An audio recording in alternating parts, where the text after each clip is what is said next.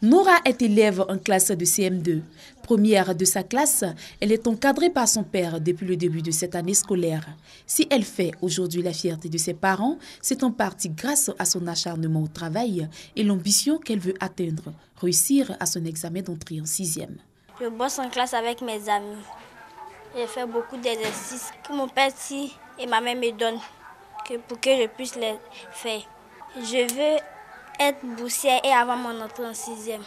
Axel aussi est élève en classe de CM2 dans une école de la place. Avec son maître, il prépare activement les examens de fin d'année.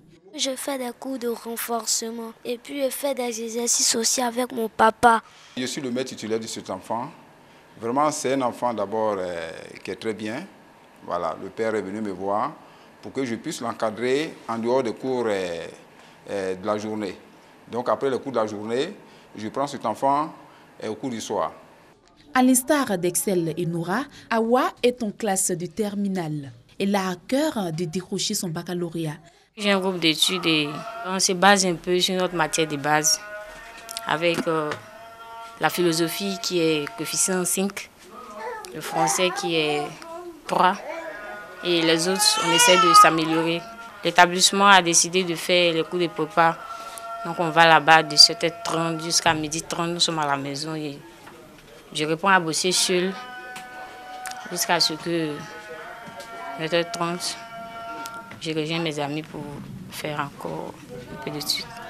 Avec elle, plusieurs autres élèves caressent ce désir. Nous avons des emplois du temps précis. Nous entamons de 8h à 15h. Maintenant, nous avons l'après-midi pour pouvoir bosser, récupérer. Nous pouvons commencer à partir de 18h pour finir à 22h. Et pour pouvoir, souvent comme nous sommes dans la même cour aussi, commencer à 3h pour finir à 7h, puis revenir à l'école le matin. Nous sommes en classe de terminale A, nous avons nos matières spécifiques, c'est-à-dire la philosophie, et puis l'anglais, le français aussi, et l'histoire géo parfois.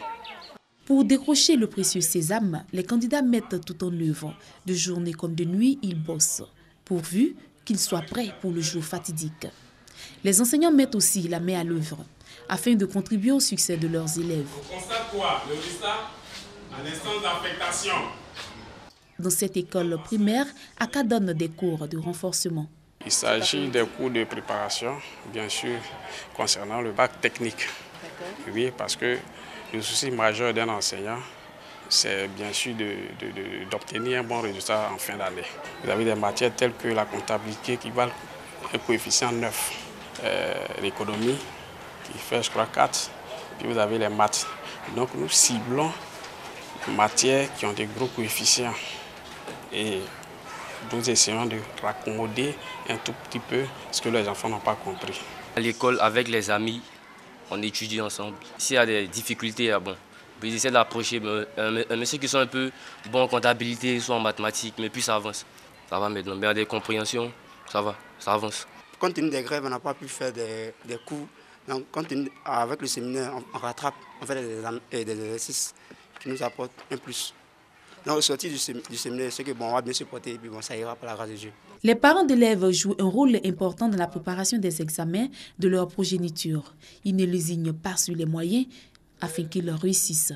Nous nous assurons que tout ce qui est support didactique dont l'enfant aurait besoin, qu'il a tout, en tout cas à ses côtés, pour qu'il puisse étudier dans les bonnes conditions. Et deuxièmement, il est important pour nous aussi de nous assurer qu'il y a un bon suivi au niveau de l'école. Donc on a inscrit l'enfant au niveau des cours de renforcement qu'il donne au niveau de l'école, parce que nous nous disons que le maître, il sait mieux que quiconque les insuffisances de l'enfant à l'école.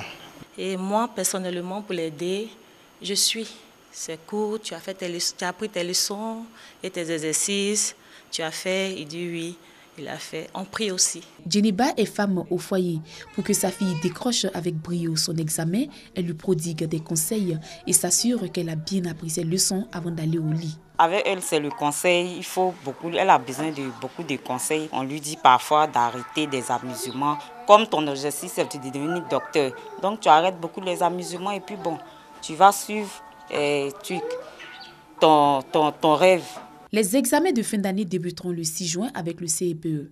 Le BEPC du 7 au 10 juin pour les épreuves orales et du 12 au 16 pour la phase écrite. Le baccalauréat avec 16 séries débutera les épreuves orales du 20 au 30 juin et s'achèvera avec les épreuves écrites du 3 au 7 juillet 2017. Cette année, ce sont 491 525 élèves qui sont attendus au CEPE. 355 273 préparent le BEPC, 22 452 au test d'orientation et 242 910 au baccalauréat, toutes séries confondues.